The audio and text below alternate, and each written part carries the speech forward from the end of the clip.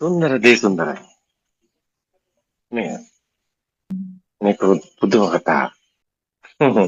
අපි පොත්වල කියව සාර අසංකේ කල්ප ලක්ෂයක්. අපි කිව්ව නේද? නේද? අම්මේ ඉන්නේ යන දිව්‍ය ලෝක කියනකොට අම්මලාට හිතා ගන්න බැහැ. මොකක්ද මේ කියන්නේ? අම්මේ මරණයක් නෑ අම්මේ කියනකොට. අම්මලා පුදුම වෙනවා බලන්න. මේ මිනිස් සංගතිය මේ සත්ත්ව ලෝකෙම හැක් වෙලා තියෙනවා. මරණය කියන සංඥාව. මරුන් බමුන් මිනිසුන් දෙවියන් සහිත අසුතවත් පෘථග්ජන මිත්‍යා දෘෂ්ටික උම්මන්තක භූමිය මිදුන් නැත්තම් මම සම්මා සම්බුද්ධයයි නොකියම කිව්වේ. මේ ලෝකේ ඇත්තක් නෙමෙයි කියලා. දැක්කේ නැත්තම් කොහොමද බුද්ධ කියන්නේ? භව බුද්ධ වුණේ නැත්තම් භවයේ ඇත්ත කරගෙන පුළුවන්ද බුද්ධ කියන්නේ? නෑ භව උද්ධ වෙනවා.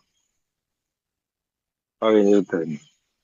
එහෙනම් මෙතන භවය අවබෝධ කරගන්න.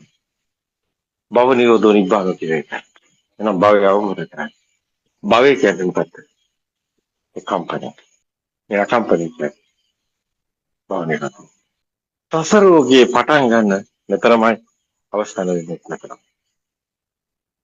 කම්පන වුණොත් පේනව නැත්තම් නෑ කියන්නේ.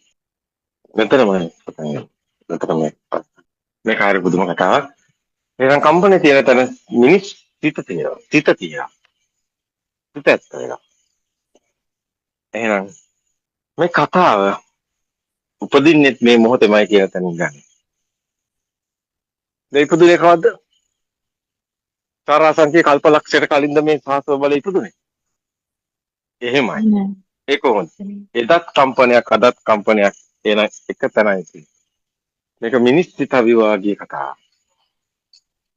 අන්තයක් නැති කතාවක්. එහෙනම් මේකේ අගක් මුලක් හොයන්න පුළුවන්.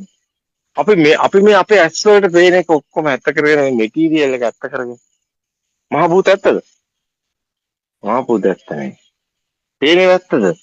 පේන්නේ ඇත්තද? ඇහෙන්නේ ඇත්තද? ඇහෙන්නේ ඇත්තද? උණුසුම සීතල එහෙමත්.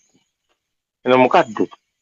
ඇත්තටම ඇත්ත බැලුවොත් ඔබ ඇත්ත කියලා ගන්න යමක් තියෙනවා නම් ඒ ඇත්ත නෙමෙයි කියන එක ඇත්ත.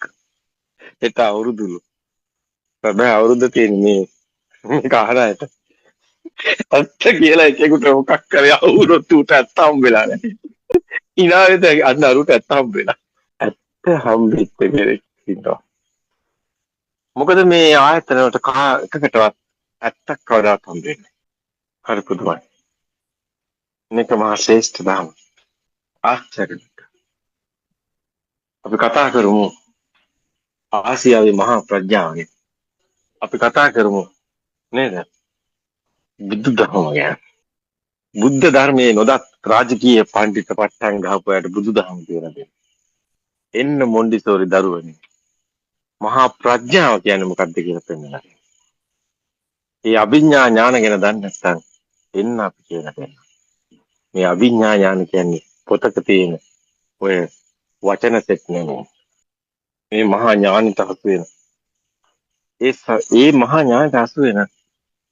ඒ අභිඥා ඥානට හසු වෙන පරම සත්‍ය